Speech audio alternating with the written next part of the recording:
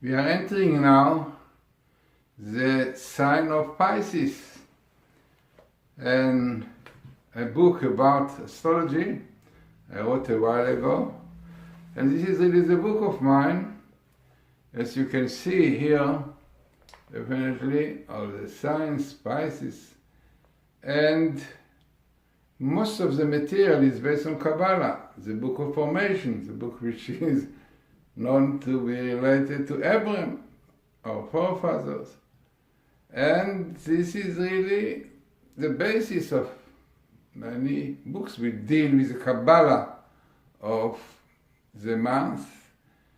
And the idea is based on the principle which I mentioned already a few times in other lectures, that every zodiac month was created with a letter, the alphabet, order, and have different character, different the zodiac, the shape of the zodiac, which teaches a lot, and elements which have to do with this month, planets. So very important principles that we know in astrology, but in Kabbalah they have a deeper idea, connecting themselves with Hebrew letters. As we mentioned, the book of creation, as the word was creation with the Hebrew letters, 22 letters, and I mentioned as the book of formation brings that 3 of them of the Hebrew letters, Aleph, Mem, and Shin, were used to create the air, the element of air, which is Aleph, the Mem, which is the water, hydrogen, Shin, the ash, fire, the main elements which have to do with the zodiacs. Then you have the other letters which in Hebrew are known to be sometimes with a dot inside, which is dagesh in Hebrew, or without. These are really 7 letters, Beget and Kaporet, like Bet is Bet, Gimal, Dalet, sometimes with a dot inside, which is dagesh, Kaf and Chaf, Pei and Fei, Taf, and also Resh, important in the Bible a few times with a dot inside. So altogether, these are basically the letters, and the letters which mentioned just now, which have like soft sound, like vet, or strong bet, represent the planets, which are really 7 that we can see with our eyes. I mean, there are more now, but 7 that we can hear, which is Shabtai, Tzedek, Ma'adim, in Hebrew, Saturn, Jupiter, Mars and Jupiter. Then we have also Venus, Mercury, and Moon, definitely is lower one. So altogether in Hebrew it's called Shatsam Chankal, means the abbreviation Shabtai, Saturn, Tzadik is Jupiter, Tzedek, then Mem is Ma'adim, Mars, then Chet is Chama, the sun, Nun is Noga, which is Venus, Kaf is Kochav, which is Mercury, and then we have Levana, Luna, which is the moon.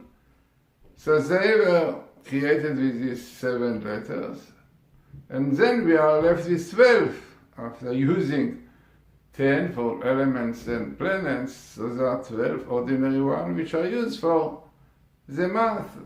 And as we said, after using letters for planets and elements, so we start really for the month of Nisan, Eris is a Hey, then we go to Vav, to Zayin, Chet, and so on, up till the end of the cycle, which is this month, Adar. And the letter is Kof. Kof, not Kuf, Kof. And this is a letter which is really basis of this month. Now this letter has also meaning. Kof. Kof in Hebrew is a monkey. Kof in Hebrew really, as Kabbalah says amazing ideas through the shape of the letter. If you know Aleph, you know Kof, the letter Kof is very similar to the letter Hey. And the letter Hey, as you know, it is a real letter of God. Now the letter Kof, according to Kabbalah, represents in a negative way, represents the monkey. Yeah, Kof. The Kabbalah, the Zohar says, very interesting sentence, which really the children in the kindergarten is in Kof acharei ben adam. Monkey after a man. Copy. Which is really copy in Hebrew here. Copy. I wrote a book, Hebrew Source of Language. You can see in my site, glazerson.com, or in Amazon. Hebrew Source of Languages. So there are a lot of connection of Hebrew words and English, and in fact, if you will look in the internet, Mosesson, Eisen Mosesson, he wrote a book, lot of books, academically, that it is like this, the truth is that Hebrew is a soft language and was accepted in some universities in the States. He brings it here, some universities in the States agree and admit that the root and the source of languages is Hebrew. You can see it. So interesting is the letter Kof, which represents copying, the Zohar says. Copying a man, you know, the Kof looks like a man, the monkey looks like a man. And copying a man, but if you look properly, you can see a great difference. Now, Kabbalah says that you can see it in the letters. The letter Kof, as a tail, goes into the ground, yeah? And the hay is on top of the ground. So this is the idea. A hay represents spiritual forces, which is a bad material. And Kof goes into the ground. I mean, outside, it looks like the letter hay of holiness, but basically, the root of it, the source of it, is materialism, right? Everything, yeah, socialism, communism, all these beautiful words. Basically, you know, the mundane are used not in the right way, but in Judaism, religion, Judaism, definitely the Kof represents, and this was a Gemara says, the Talmud says that the Kof represents Kedusha. Kedusha is holiness, sanctity, which is the opposite of materialism. Now, there is a very beautiful explanation by a great Rebbe, Tzadok HaKohen. He says, how copy can do with holiness and sanctity?